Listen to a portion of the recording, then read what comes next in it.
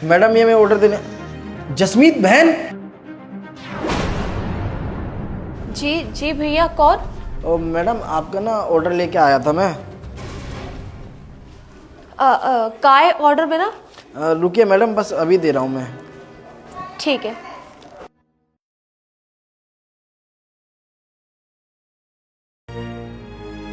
ये लीजिए आप अपना ऑर्डर। भैया पेमेंट तो ऑनलाइन हो गई होगी। हाँ मैडम, इसकी पेमेंट ऑनलाइन आ गई थी। ठीक है भैया।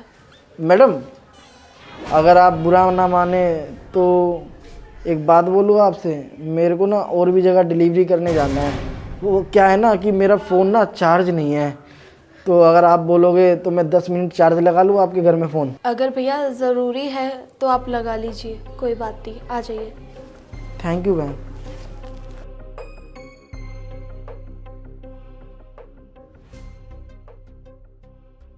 आप बैठिए भैया, मैं आपके लिए पानी लेकर आती हूँ। नहीं नहीं बहन, पानी की ना कुछ भी ज़रूरत नहीं है।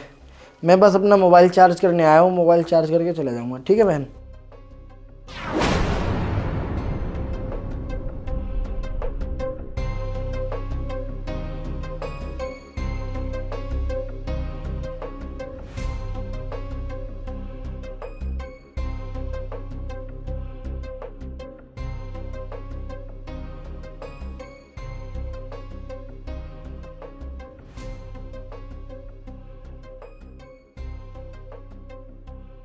भैया वैसे मैं आपसे एक बात पूछूं?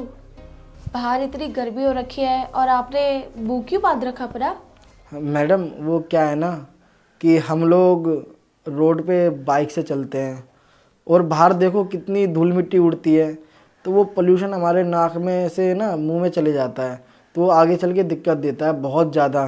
जैसे गले में खराश वगैरह हो जाती है, तो इसीलिए ये मुंह ढक के रखते हैं हम। ये तो भैया बहुत अच्छी बात है। हाँ, पर वैसे मैडम मैं आपसे एक बात पूछूं?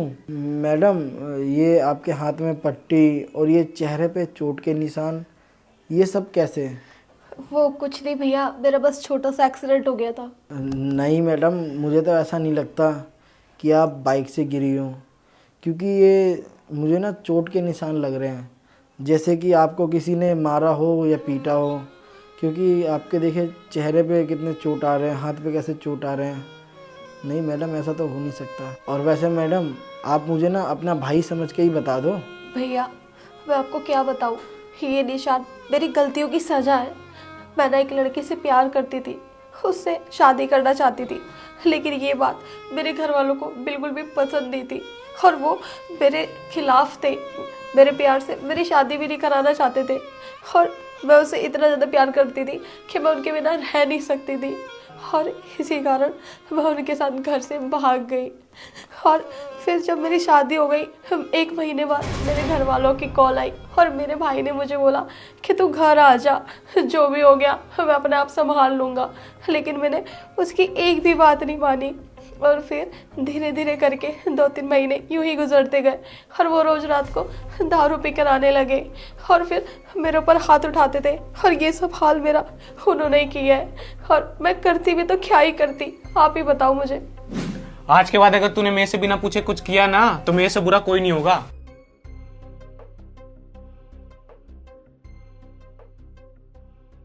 बहुत बुरा हुआ आपके साथ, ऐसा नहीं होना चाहिए था। बताओ, इतने दिनों से आप इतना सब सहती रही, आपको ना आवाज़ उठानी चाहिए थी अपनी। हाँ, गलती तो करी थी आपने अपने परिवार के खिलाफ जाके, उससे शादी करके, पर ना आपको इतना नहीं सहना चाहिए था। वैसे आपको ना अपने परिवार से कांटेक्ट करना चाहिए था और उन्हें ये सारी चीज़ें बतानी चाहिए थी कि आपके साथ इतना कुछ हो रहा है। मैं कैसे अपने घर वालों से बात करती, क्योंकि मैंने तो उनके खिलाफ जाके उससे शादी करी थी ना। और जब मैं अपने घर से भागी थी तो मेरे पापा की कितनी ज़्यादा बदनामी हो गई थी, और वो मैं किस मुंह से उनसे बात करूं? वो तो मेरी शक्ल भी देखना पसंद नहीं करते और मेरा फ़ोन भी नहीं उठाएंगे। मुझे पूरा भरोसा है मुझसे बात भी नहीं करेंगे। मैं तो कहूँ आपको ना अपने भाई से बात करनी चाहिए थी, क्योंकि जो बहन भाई का रिश्ता होता है ना, वो बहुत अनोखा होता है और वो एक दूसरे को समझते भी हैं। और भाई ना ज़्यादा दिनों तक अपनी बहन से नाराज़ कभी हो ही नहीं सकता, और ना ही परिवार वाले। नहीं, मैं अपने भाई को फ़ोन नहीं कर सकती क्योंकि मेरा भाई बहुत ज़्यादा मुझसे प्यार करता है, और अगर वो मेरे को इन हालातों में देखेगा ना तो वो बहुत ज़्यादा परेशान हो जाएगा और पता नहीं क्या कुछ नहीं करेगा, और वो देखेगा ना अपनी बहन को इस हालत में तो उसके ऊपर क्या बीतेगी। नहीं, मैं उससे बात नहीं कर सकती। मैं आपसे बस इतना ही कहूँगा, जो परिवार वाले होते हैं ना, चाहे बच्चा जितनी मर्जी गलती कर ले वो उसे माफ़ कर ही देते हैं। हाँ, माना कि आपने अपने परिवार के ख़िलाफ़ जाके शादी करी थी, पर हाँ, अगर आप अपने परिवार को इतनी मजबूरी बताओगी ना कि आपके साथ ऐसा ऐसा हो रहा है, तो आपके परिवार वाले ना मान जाएंगे।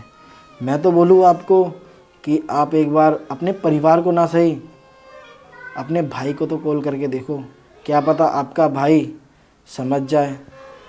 मैं तो बोलूँ कि आप सबसे पहले अपने पापा को फ़ोन करके देखो, क्योंकि जो बाप होता है ना वो बहुत समझदार होता है, क्योंकि बाप को ना सबसे ज़्यादा लगाव अपनी बेटी से ही होता है। एक बार लगाइए, मेरी बात मानिए। नहीं भैया, मेरे पापा मुझसे बिल्कुल भी बात नहीं करेंगे। बहन, मैं बस इतना ही बोलूँगा, एक बार आप अपने पापा को फ़ोन लगा कर तो देखो। आप इतना फोर्स कर रहे हैं तो एक बार मैं कॉल करके देखती हूँ।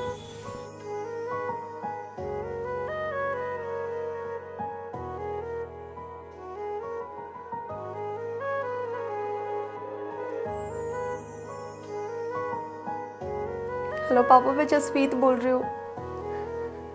पापा, आप मुझे यहाँ से आके ना ले जाओ, मेरा यहाँ पे ना बहुत दम घुटता है।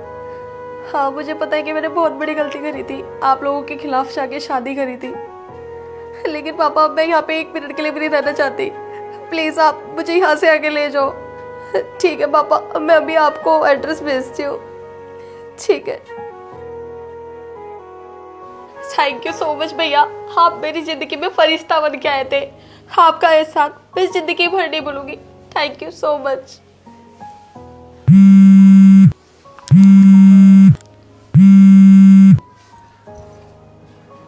हेलो, हाँ पापा, ठीक है पापा। जी जी पापा, मैं अपनी बहन को लेते हुए आऊँगा। भैया, आप ठीक है ना? मेरी क्या हालत हो गई है, एक बार तेरे को मुझे तो बताना चाहिए था। परिवार को ना सही, अपने एक बार भाई को तो बता के देखती। ये क्या हालत बना ली है तूने। हाँ भैया, मुझे पता है कि मुझसे बहुत बड़ी गलती हुई है। मैं यहाँ पे एक पल के लिए भी नहीं रहना चाहती, मुझे यहाँ से ले चलो। हाँ बहन, अब ना तेरा भाई तेरे पास आ चुका है, अब मैं उस शख्स को बिल्कुल भी तकलीफ नहीं देने दूंगा तुझे। तू चल, हम दोनों ना घर चलते हैं।